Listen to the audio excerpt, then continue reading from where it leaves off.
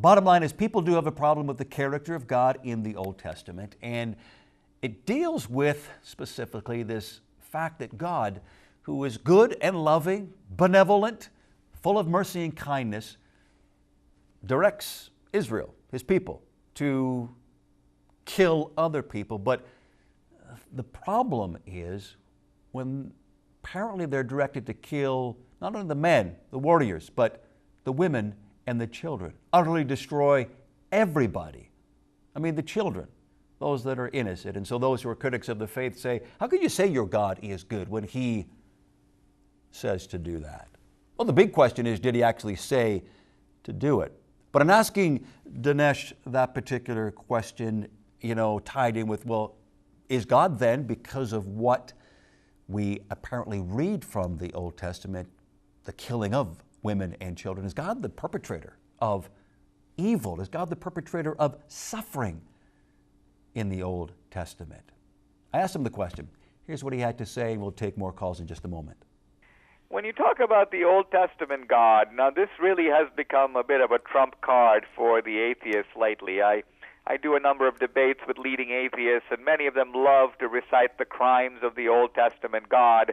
I can think of a famous passage in Richard Dawkins' book, The God Delusion, where he says the Old Testament God is jealous, he's petty, he's vindictive, he's a genocidal, megalomaniacal, filicidal, malevolent bully, and I don't think I've even gotten to half the adjectives he uses.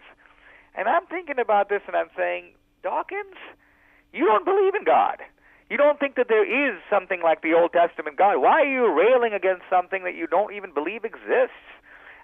What to me is interesting about the atheists is that they spend a lot of time thinking about God.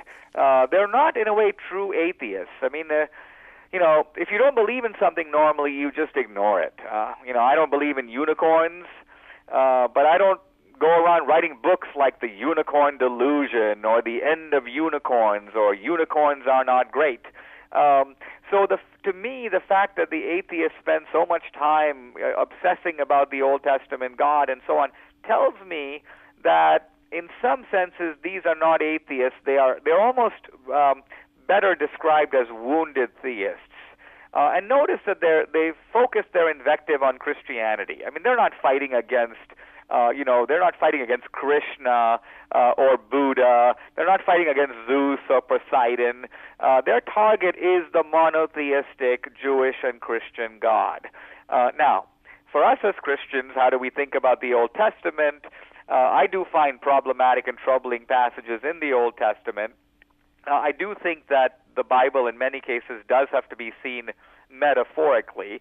One of the techniques of the Old Testament is hyperbole. The Old Testament will describe, everybody was massacred and wiped out and tens of thousands and so on. And in many cases, we're talking about settlements that historically had only a few hundred and in some cases only a few dozen people. So it does appear that literary techniques are used in the Bible, and we've got to keep that in mind when we read them. I also think that as Christians we should see and do see the Old Testament in the light of the New.